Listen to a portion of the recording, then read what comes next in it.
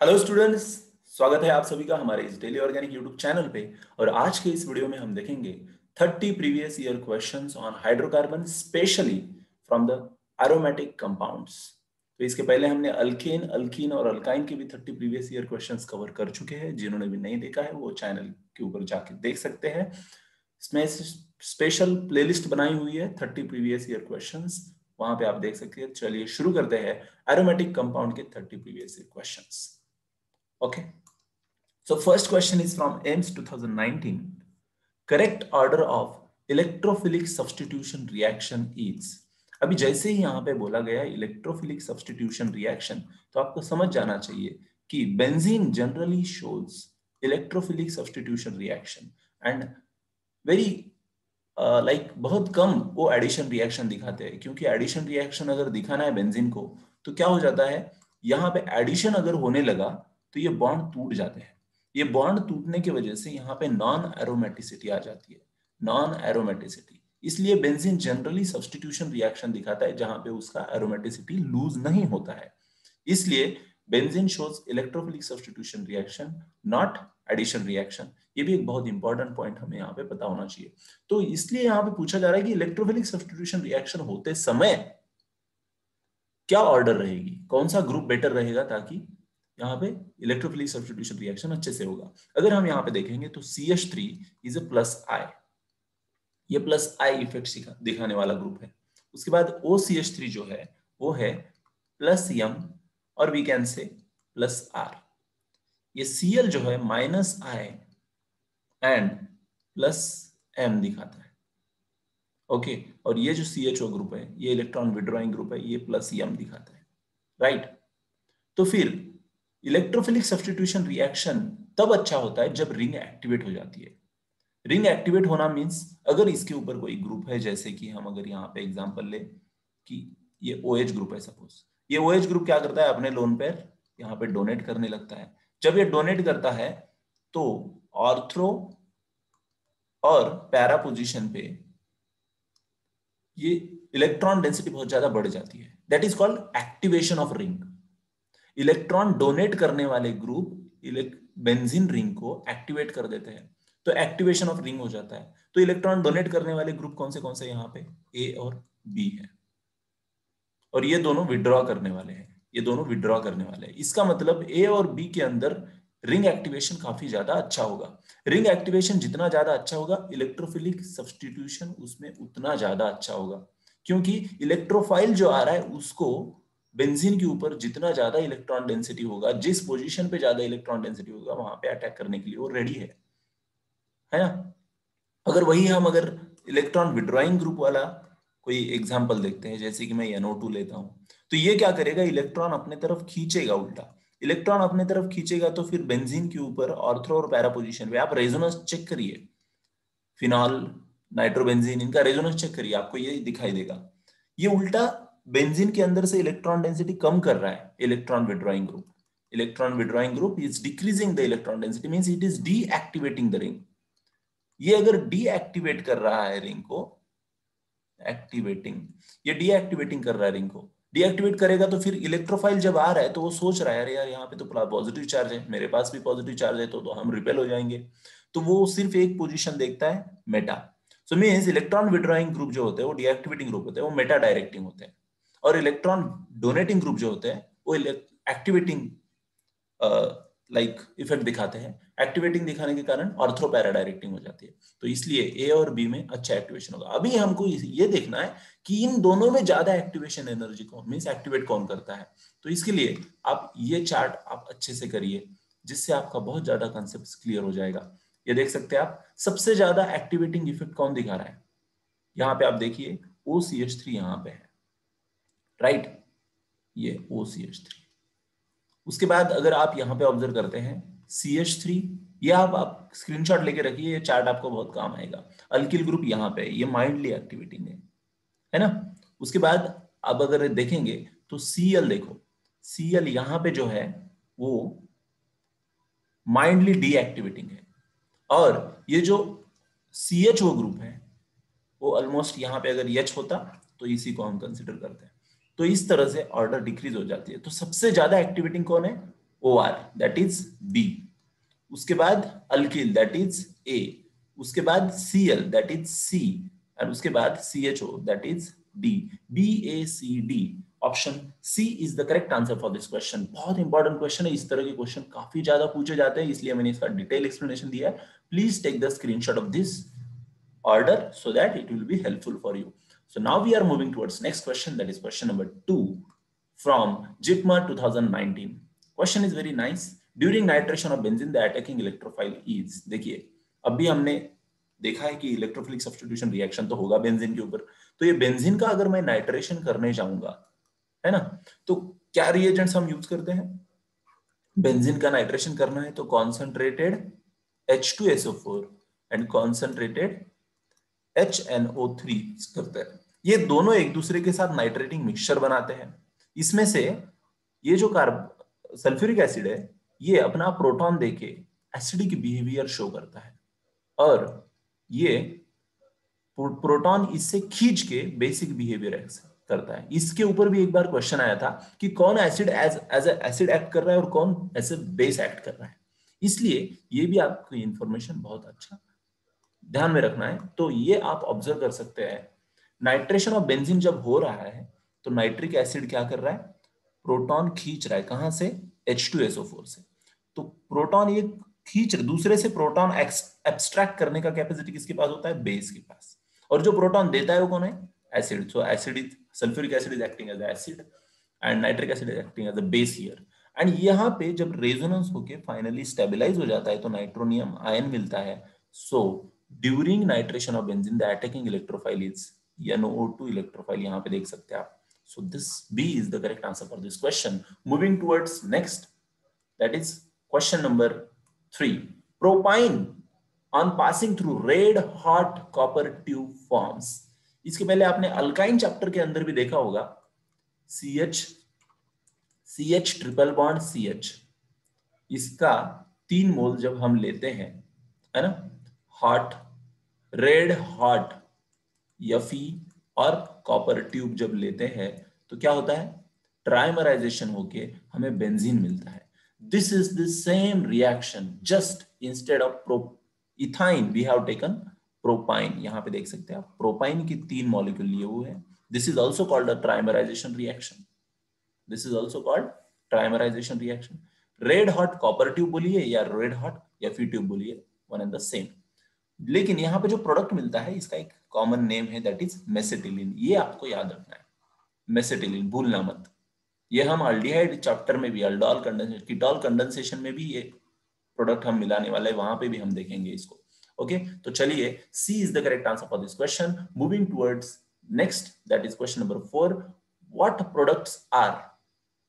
what products are formed when the following compound is treated with Br2 in the presence of FeBr3?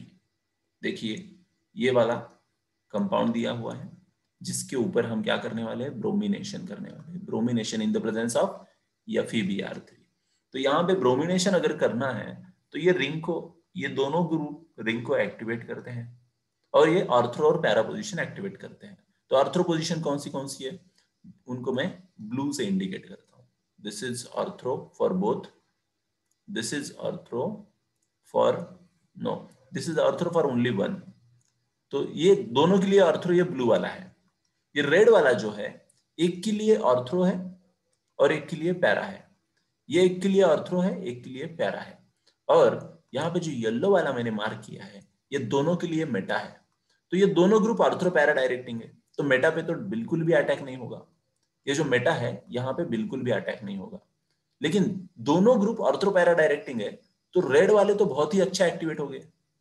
Red वाला जो है ये best activating है, ये दोनों बेस्ट एक्टिवेटिंग हो गए, है ना, क्योंकि इसके पैरा में आ रहा है तो ये ज्यादा एक्टिवेटेड है, इसके ऑर्थो में आ रहा है तो भी एक्टिवेटेड है। तो इसका मतलब आने वाला Br प्लस इलेक्ट्रोफाइल जो होगा वो आसानी से यहाँ पे और यहाँ पे अटैक करेगा, राइट। और क्राउडिंग भी कम है। लेकिन जब ब्लू की बात आती है, ये भी बहुत अच्छा है ना, दोनों को ऑर्थो है, लेकिन प्रॉब्लम क्या है, यहाँ पे स्टेरिक हिंड्रेंस बहुत ज्यादा है। स्टेरिक हिंड्रेंस बहुत ज्यादा है तो Br यहाँ पे अटैक नहीं करेगा, सिर्फ यहाँ पे ऑर्थो पैरा वाले और ऑर्थो पैरा वाले पोजीशन पे करेगा। तो ऐसे ऑप्शंस कहां पे है आप देख सकते हैं। ऑप्शन नंबर सी आप देखिए, इसका ऑर्थो और इसका पैरा, और यहाँ पे इसका ऑर्थो और इसका पैरा। तो C is the correct answer for this question. Moving towards next, that is question number 5। Benzene can be conveniently converted into n propyl benzene. तो क्या करना है हमें, बेंजीन से एन प्रोपाइल बेंजीन बनाना है ना। CH2 CH2 CH3। तो सबसे पहले बोला है कि बेंजीन का अल्काइलेशन करो, no problem.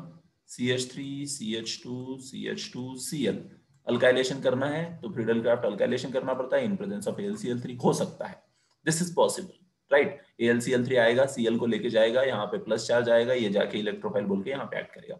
Second, Friedel Crafts acylation, Friedel Crafts acylation with propyl propionyl chloride. अभी देखो बेंजीन जो है इसके ऊपर अगर मैंने प्रोपियोनिल क्लोराइड डाला, ध्यान दीजिए बहुत इंपॉर्टेंट चीजें होती है ये, एक एक क्वेश्चन हमें बहुत ज्यादा अंडरस्टैंडिंग देके जाता है, बहुत ज्यादा कंसेप्ट क्लियर करता है, इसलिए उसको अच्छे से ध्यान देना है। यहाँ पे देखो अभी असाइलेशन है, this is alkylation and this is acylation. तो यहाँ पे AlCl3 आके इस Cl को लेके जाता है, यहाँ पे प्लस चार्ज आएगा, ये प्लस चार्ज जाके यहाँ पे अटैक करना चाहता है, करने के बाद क्या हो जाएगा, C double bond O CH2 CH3। आगे क्या बोला है, followed by Wolff Kishner reduction. मैंने आपको Wolff Kishner reduction and Clemmensen reduction ये दो चीजें सिखाई हुई है। वुल्फ किर्शनर रिडक्शन में क्या हो जाता है, जहां पे भी C डबल बॉन्ड O है वो रिड्यूस होके क्या हो जाता है, वो रिड्यूस होके CH2 दैट इज अल्केन बन जाता है। कीटोन टू अल्केन बनाना है या कोई भी कार्बोनिल ग्रुप को अल्केन बनाना है तो Wolff Kishner reduction and Clemmensen reduction हम करते हैं। तो यहाँ पे भी बन गया एन प्रोपाइल बेंजीन, राइट। तो ये दोनों भी सही दिख रहे हैं यहाँ पे। Next, Friedel Crafts acylation with propionyl chloride followed by catalytic hydrogenation, यहां तक तो सेम है। इसके बाद catalytic hydrogenation means H2 add करने को बोला है। अगर कीटोन का कैटालाइटिक हाइड्रोजनेशन करेंगे तो अल्कोहल बनता है, इसका मतलब ये पॉसिबल नहीं है। यहाँ पे भी फॉलोड बाय, यहां तक सेम है, इस स्टेप तक सेम है। उसके बाद रिडक्शन विद LiLH4, LiLH4 ये जो कीटोन है उसका LiLH4 के साथ रिएक्शन करेंगे तो वहां पे भी अल्कोहल बनता है, इसका मतलब C and D are wrong. तो यहाँ पे मल्टीपल चॉइस क्वेश्चन है, this is question from MST CET 2009, A and B both are correct here, so answer goes A and B. Now we are moving towards next, that is question number 6, which one of the following compound undergoes nitration most easily?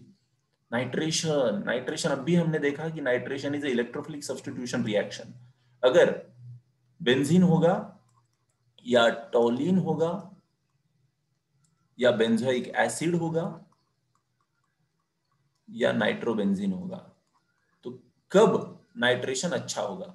देखो nitration is an electrophile, NO2 plus electrophile, यहाँ पे ring activate हो रही है, जब भी ये electron donating group होता है तब रिंग एक्टिवेट हो जाती है। रिंग एक्टिवेट हो गई तो ऑर्थ्रो और पैरा पोजीशंस एक्टिवेट हो गए।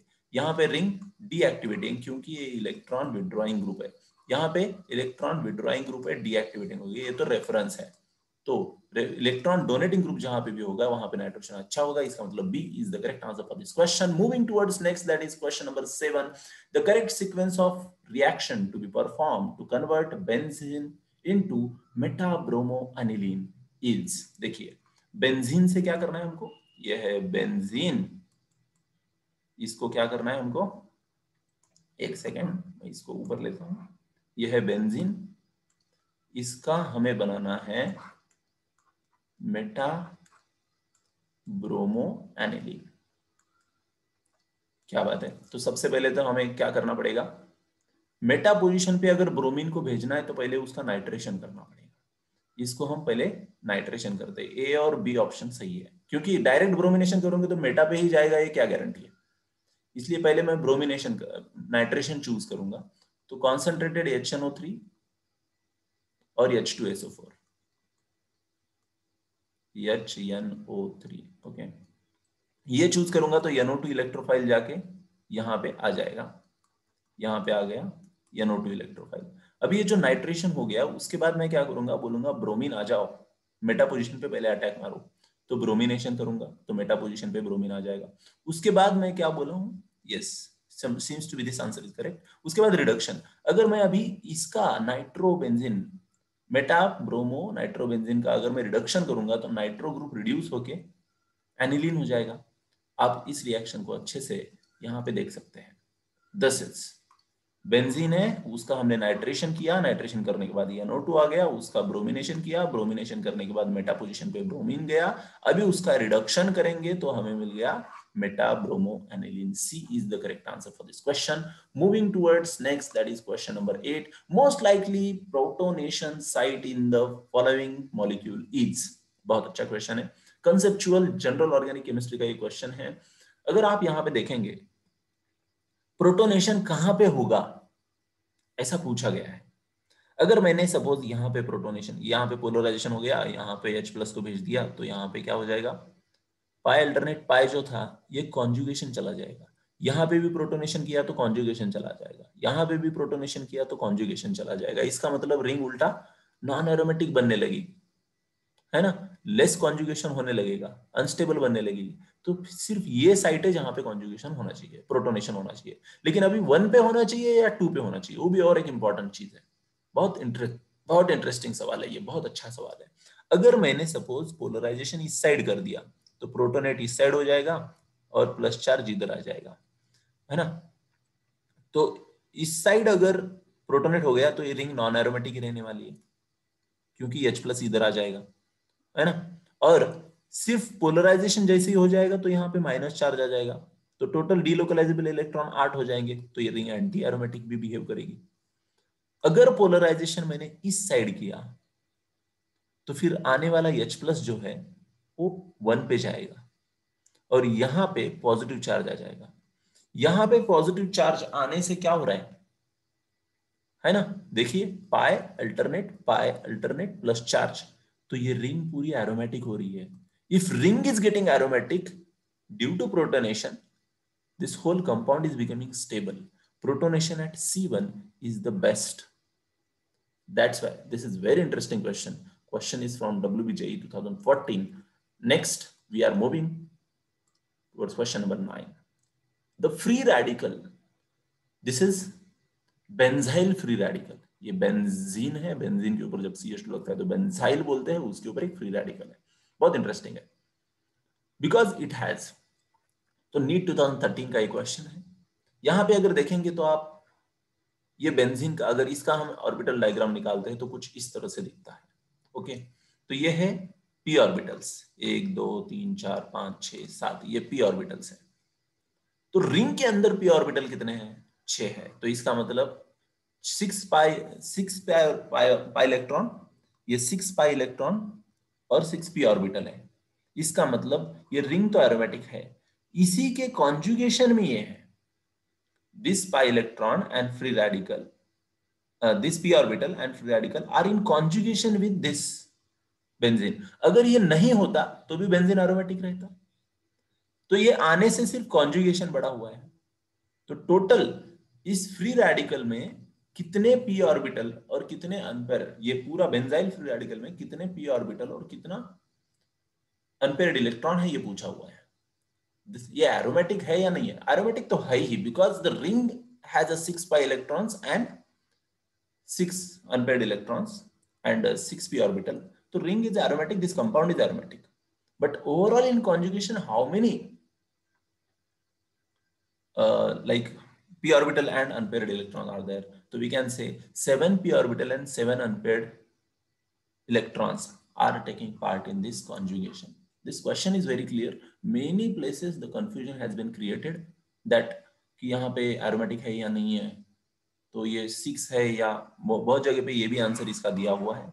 So it is very clear, the radical benzyl free radical is aromatic because it has a 6 electrons in its ring, no problem, but in conjugation totally we can say 7 p orbital and 7 unpaired electrons. So that's the C is the correct answer for this question. Next, the treatment of benzene with isobutane in the presence of sulfuric acid gives. क्या बोला है, benzene के ऊपर isobutene की reaction करना है। Okay, तो सबसे पहले तो हमको आइसोब्यूटीन पता होना चाहिए, CH3C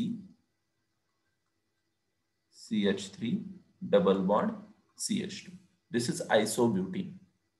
ओके, तो ये आइसोब्यूटीन का पहले क्या हो जाएगा, इसको प्रोटोनेट, इसको H2SO4 के साथ जब अटैक हो जाएगा तो ये क्या करेगा, यहाँ पे देख सकते हैं, this is isobutene reacts with H2SO4, right. So यहाँ पे प्रोटोनेशन हो जाएगा, पोलराइजेशन हो जाएगा, पोलराइजेशन हो गया तो यहाँ पे CH3 और यहाँ से ये बॉन्ड टूट जाएगा, ये डबल बॉन्ड टूट जाएगा तो फिर यहाँ पे पॉजिटिव चार्ज आ जाएगा, तो ये बन गया tertiary carbocation which is very stable, which will act as a electrophile. Now ये इलेक्ट्रोफाइल बोल के एक्ट करेगा और बेंजीन के ऊपर जाके अटैक करके हमें मिलेगा ये ऐसा compound, that is tertiary butyl benzene.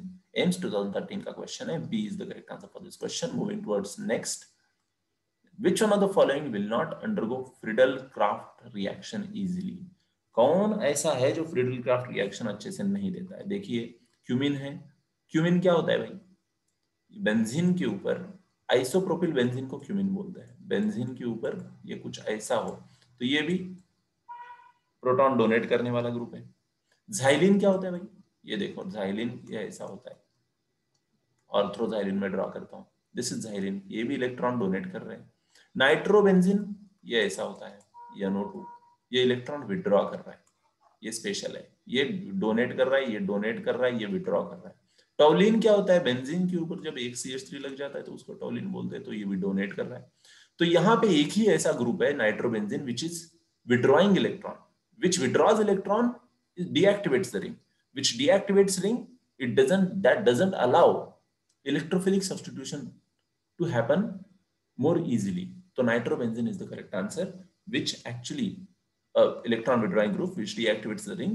तो ये अच्छे से Friedel-Crafts रिएक्शन नहीं होने देता है, क्योंकि Friedel-Crafts रिएक्शन में इलेक्ट्रोफाइल आके बेंजीन के ऊपर अटैक करता है, तो यहाँ पे इलेक्ट्रोफाइल के लिए जगह ज्यादा नहीं है, in the sense electron density ज्यादा नहीं है। नेक्स्ट क्वेश्चन नंबर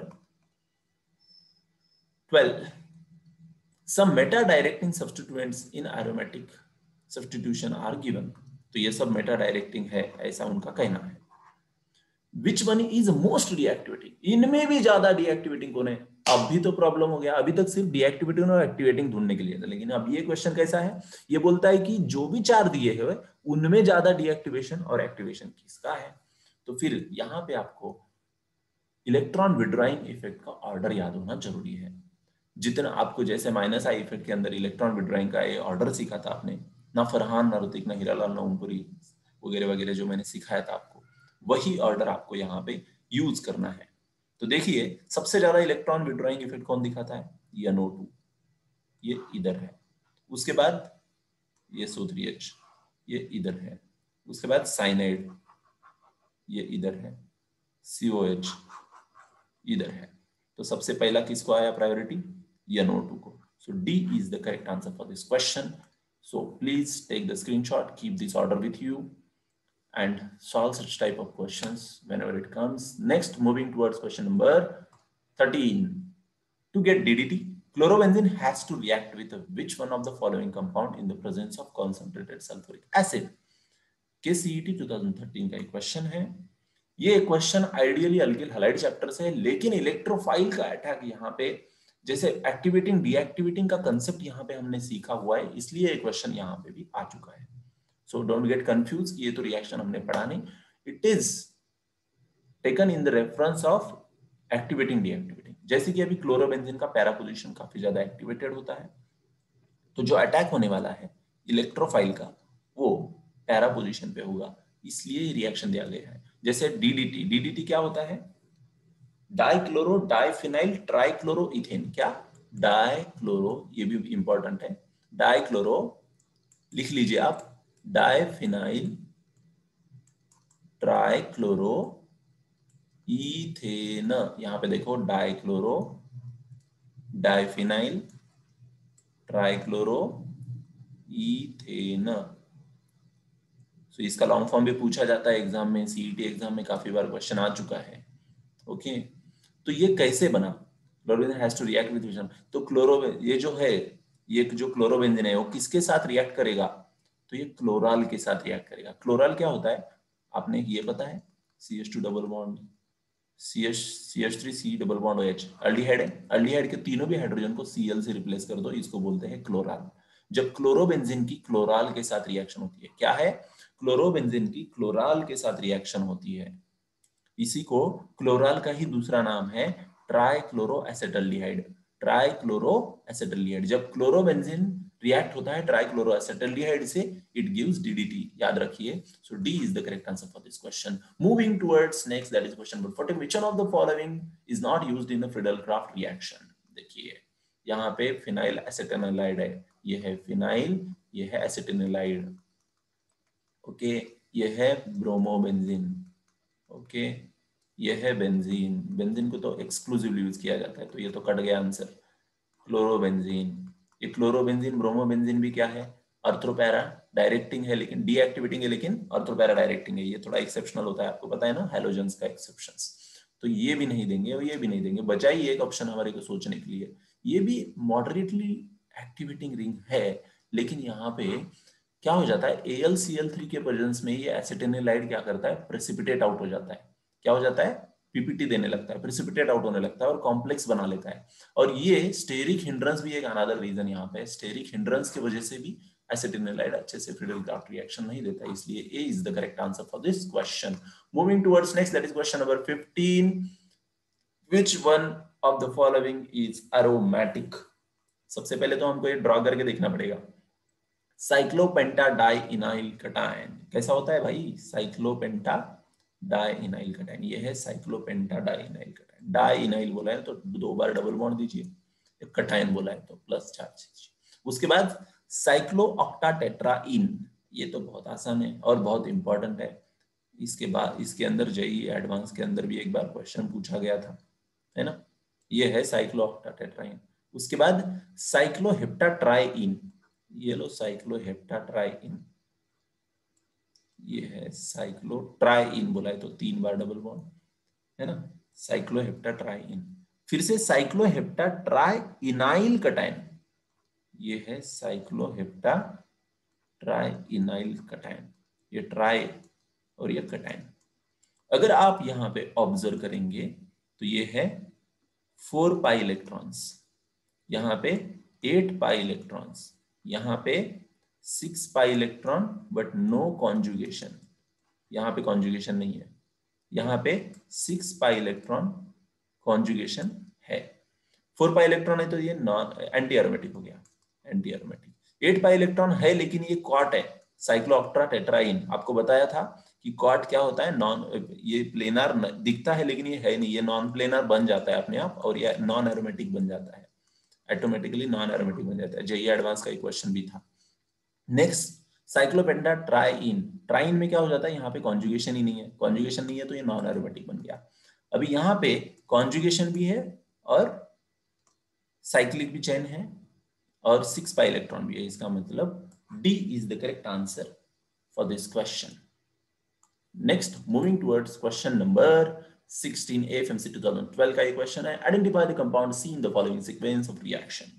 बेंजीन के ऊपर किसने अटैक किया है, ये अल्किल हलाइड है लेकिन यहाँ पे अल्काइनिल हलाइड है, तो ये डबल बॉन्ड दिखाई दे रहा है आपको। तो फिर ये क्या करेगा, AlCl3 Cl को उठा के लेके जाएगा, AlCl3 क्या करेगा, Cl को उठा के लेके जाएगा। तो फिर बेंजीन के ऊपर क्या हो जाएगा, ये बेंजीन के ऊपर यहाँ पे CH2 प्लस इलेक्ट्रोफाइल जो है, ये CH2 CH double bond CH2 attack करेगा। उसके ऊपर हम क्या करने वाले भाई, अभी BH3THF, याद आया आपको, मैंने एक BH3THF वाला एक रिएक्शन सिखाया था। THF, BH3 के साथ THF क्यों डाल रहे हैं, क्योंकि ये इसको स्टेबलाइज करता है, क्योंकि डायबोरेन, नहीं तो फिर B2H6 लीजिए डायबोरेन।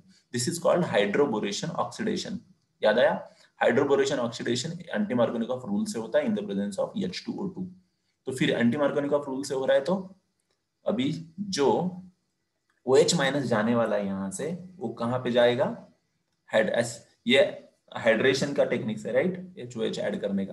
तो फिर ये मोर नंबर ऑफ हाइड्रोजन जहां पे वहां पे जाएगा और H प्लस यहां पे जाएगा। तो इस तरह से हमको प्रोडक्ट जो मिलेगा वो कुछ CH2 CH2 CH2OH इस तरह से मिलता है। अभी कितने कार्बन है? 1 2 3। इसके ऊपर अगर हमने हाइड्रो हैलोजनेशन किया है और हीट भी दिया है तो ये काफी स्ट्रांग हीट है, तो इलिमिनेशन होगा, है ना। ये OH को लेके भाग जाता है और यहाँ पे प्लस चार्ज आ जाता है, और यहाँ पे रिंग को स्टेबलाइज करने के लिए साइक्लाइजेशन होता है, साइक्लाइजेशन होता है। ओके, ये साइक्लाइजेशन होके हमें एक स्टेबल कंपाउंड यहाँ पे मिलता है 1 2 3। these are 1 2 3 3 carbon and we get the product A. this is very important. okay, ring expansion, ring cyclization यहाँ पे हो रहा है.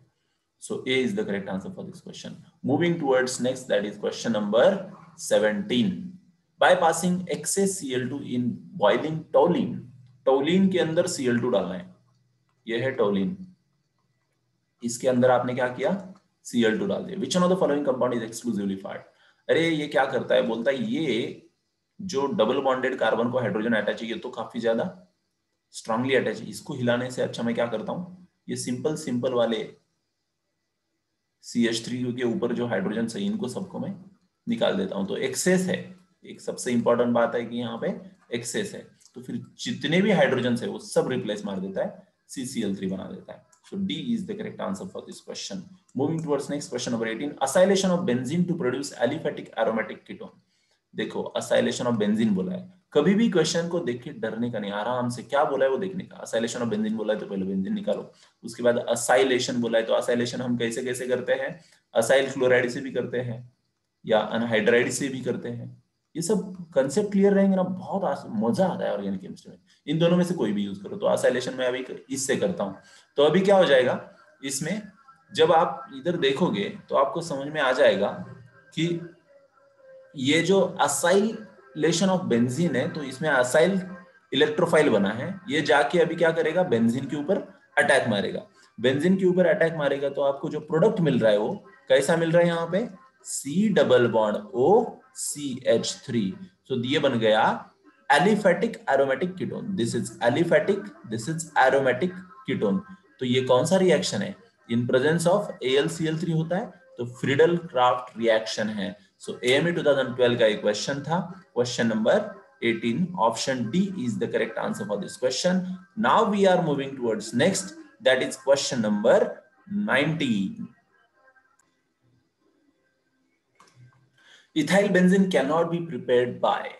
देखिए इथाइल बेंजीन पूछा हुआ है. इथाइल बेंजीन कैसा होता है, यह है बेंजीन, इसके ऊपर CH2 CH3. Friedel craft Alka, ये फ्रीडल क्राफ्ट रिएक्शन से कर सकते हैं क्या, यस. बेंजीन लो और इथाइल क्लोराइड लो, हो जाएगा. वुड्स रिएक्शन, वुड्स रिएक्शन तो क्या होता है, 2 मॉलिक्यूल्स ऑफ अल्किल हैलाइड होता है. यहाँ पे तो अरील ग्रुप आ रहा है, यहाँ पे अरील ग्रुप कभी भी नहीं आता है वुड्स रिएक्शन में, तो इसका मतलब यही आंसर होने वाला है. फिर भी चेक करो क्लेमेंसन रिडक्शन. क्लेमेंसन रिडक्शन अभी थोड़ी देर पहले हमने किया था कि अगर मैंने यहाँ पे असाइल फ्लोराइड लिया, असाइल फ्लोराइड लेके उसका रिडक्शन किया तो पॉसिबल है. उसके बाद Wurtz Fittig reaction, yes possible है. Aryl halide and alkyl halide, इन दोनों से जब कपलिंग रिएक्शन होती है तो वुड्स फिटिंग होता है. तो Wurtz reaction is correct answer here because it cannot prepare ethyl benzene because Woods reaction में aryl halide होता ही नहीं. So B is the correct answer for this question. Moving towards next, that is question number 20. Which one of the following is non-benzenoid aromatic compound? Non-benzenoid इसका मतलब benzene ring नहीं है उसके अंदर. Naphthalene 2 benzene ring होते हैं इसके अंदर. एंथ्रासीन 3 बेंजीन रिंग होते हैं. बायफिनाइल इसमें भी 2 बेंजीन रिंग एक दूसरे को अटैच होते हैं. पिरिडीन, पिरिडीन का अगर स्ट्रक्चर आप देखोगे तो ये कुछ इस तरह से होता है. दिस इज पिरिडीन, है ना. तो पिरिडीन में यहाँ पे नॉन बेंजीनोइड है. ये 6 कार्बन है क्या इसमें, एक रिंग में नहीं है.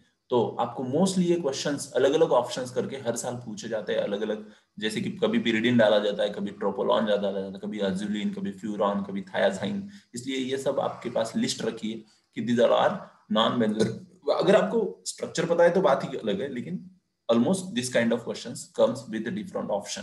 So next moving towards question number 21. Which one of the following is most reactive towards electrophilic reagent? बहुत अच्छा क्वेश्चन है.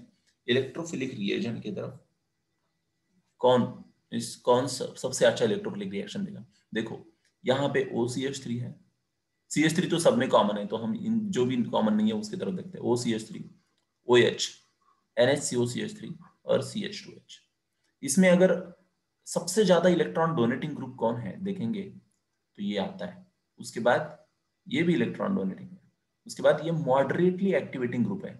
आपने अगर एक्टिवेटिंग डीएक्टिवेटिंग का ऑर्डर अगर अच्छे से किया है तो आपको याद आएगा, ये मॉडरेटली एक्टिवेटिंग। देखिए अभी मैं यहाँ पे जोड़ी लगा देता हूँ इसका, ये देखो OH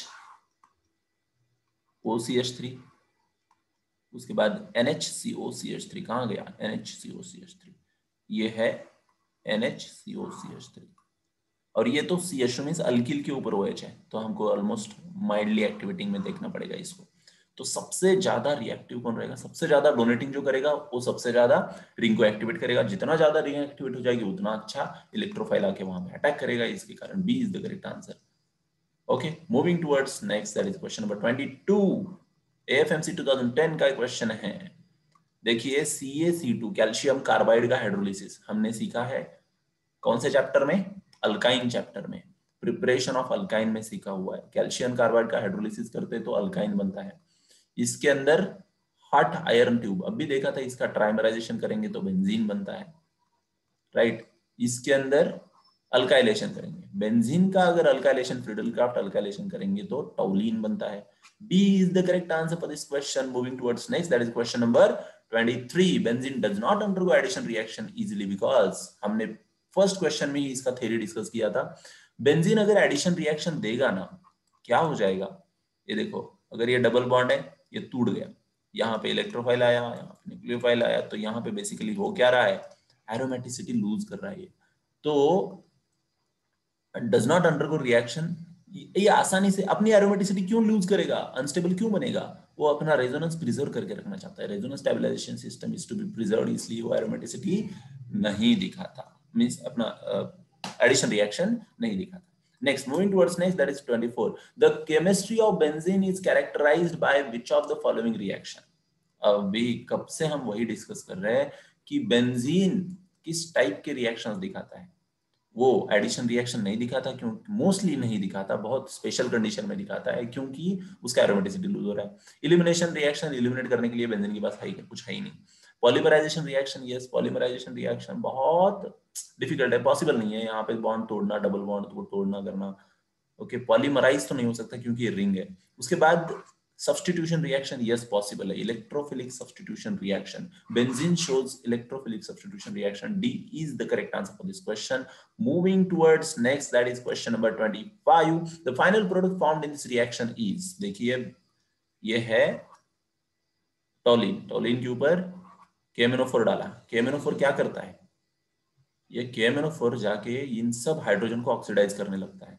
सब हाइड्रोजन को जब ऑक्सीडाइज करने लगेगा, थोड़ा सा मैं आपको इधर निकाल के दिखाता हूँ, OH OH OH ऐसे, तो फिर ये क्या हो जाएगा, एक कार्बन पे दो हाइड्रोजन, दो OH तो पॉसिबल नहीं, तो HOH निकल जाएगा, तो C double bond OH, finally acid मिलने वाला, ये तो समझ गया। तो ये इंटरमीडिएट जो स्टेज है वहां पे COOK मिलता है, उसके बाद उसका हाइड्रोलिसिस करते हो तो आपको COOH मिलता है। So this is D is the correct answer for this question. Okay, now we are moving towards next, that is question number 26. Friedel-Crafts alkylation besides AlCl3. AlCl3 के अलावा Friedel-Crafts alkylation में क्या होता है, दो एग्जाम में क्वेश्चन पूछा गया है। Friedel-Crafts alkylation में ना बेंजीन तो होना ही चाहिए, तो चारों भी ऑप्शन सही है। उसके बाद अल्काइलेशन करना है तो अल्किल हैलाइड होना चाहिए, alkyl halide. A is the correct answer for this question. Next, moving towards next, question number 27. The ratio of pi and sigma bond in benzene is, ए भाई ये देखो ये बेंजीन है, ओके, इसके अंदर 3 पाई बॉन्ड होते हैं, है ना। पाई बॉन्ड कितने हो गए, 3। हमको किस सीक्वेंस में पूछा है, पहले सिग्मा उसके बाद पाई पूछा है, तो सिग्मा। अब ये सिग्मा काउंट करते समय बच्चे गलती करते हैं, बहुत बार सोचते हैं कि 6 सिग्मा है। अरे बेटा यहाँ पे ये बॉन्ड लाइन फॉर्मूला है, तो यहाँ पे हाइड्रोजन भी तो होगा, तो ये हो गया 1 2 3 4 5 6, CH बॉन्ड कितने आए, 6। अभी ये C के अंदर भी तो सिग्मा है, यहाँ पे ये सिग्मा ये सिग्मा ये सिग्मा ये सिग्मा ये sigma, total C sigma bond हो गए 6, तो टोटल 12 सिग्मा और 3 पाई हो गए, है ना। तो इसको अगर मैं इसका अगर फ्रैक्शन निकालता हूं तो कितना आएगा,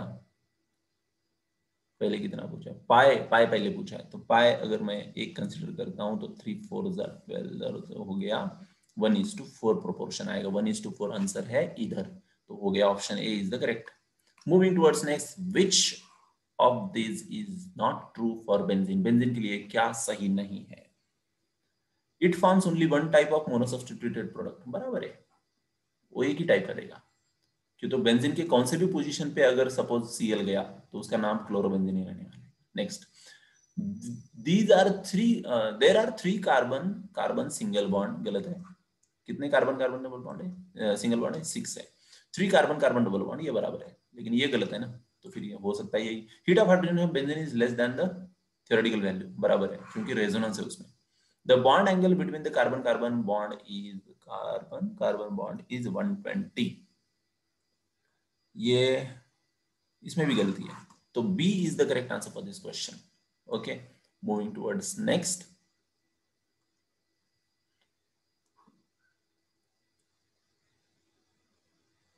which one of the following order is correct for decreasing reactivity to ring monobromination of the following compound? अभी तक हमने काफी सारे ऐसे क्वेश्चंस देखे हैं, ये क्या करता है, हाइपर कॉन्जुगेशन प्लस आई दिखाता है, ये माइनस माइनस यम दिखाता है, राइट, ये माइनस यम माइनस आई दिखाता है, यहाँ पे प्लस आई भी थोड़ा बहुत है इसलिए इसको हमने ज्यादा कंसिडर किया है, यहाँ पे तो प्योरली माइनस यम माइनस आई है, तो सबसे ज्यादा डीएक्टिवेटिंग जो होगा उसका सबसे कम ये ब्रोमिनेशन होगा, तो सबसे ज्यादा इलेक्ट्रॉन डोनेशन किसमें है, इसमें CH3 वाले में, उसके बाद यहाँ पे मिथाइल बोल के हम थर्ड को कंसिडर करते हैं, उसके बाद इसको, और सबसे कम इसमें, सो 1324 C should be the correct answer for this question. Next, moving towards question number 30, the last question of this series, AFMC 2009 का ये क्वेश्चन है, बहुत ही आसान क्वेश्चन है, कौन सा एरोमेटिक है? यहाँ पे देखो 2 पाई इलेक्ट्रॉन है और कॉन्जुगेशन है साइक्लिक है, ओके, यहाँ पे 4 पाई इलेक्ट्रॉन है, तो ये एंटी एरोमेटिक हो गया, एंटी एरोमेटिक। जिसको भी aromatic anti aromatic non aromatic नहीं समझता है, जिसको भी कुछ डिफिकल्टी फील होती है, वो अपने चैनल के ऊपर जनरल ऑर्गेनिक केमिस्ट्री के प्लेलिस्ट के अंदर एक वीडियो है जिसका नाम है एरोमेटिसिटी, उसके अंदर बहुत ज्यादा डिटेल में मैंने एक्सप्लेन किया है कि कैसे कंपाउंड को देखते ही आपको पहचान में आना चाहिए कि एरोमेटिक कौन है, नॉन एरोमेटिक कौन है, एंटी एरोमेटिक कौन है। सो ये हो गया एंटी एरोमेटिक, ये भी एंटी एरोमेटिक, ये भी anti aromatic, A is the only aromatic compound. So in this way we have completed all the 30 previous year questions from aromatic compounds. So here we completed whole hydrocarbon chapter. Wish you all the best for this chapter. Prepare well for the future chapters also. All the 30 previous year questions are uploaded on our channel. So take the best benefit of it. जितना ज्यादा आप question solve करेंगे उतना ज्यादा आपका confidence high रहेगा, उतना ज्यादा एक्यूरेसी ज्यादा रहेगी, उतना ज्यादा आपका स्पीड ज्यादा रहेगा एग्जाम में, और इससे आपको ज्यादा से ज्यादा मार्क्स आएंगे। Wish you all the best, thank you very much, we will meet in the next video with some other topic.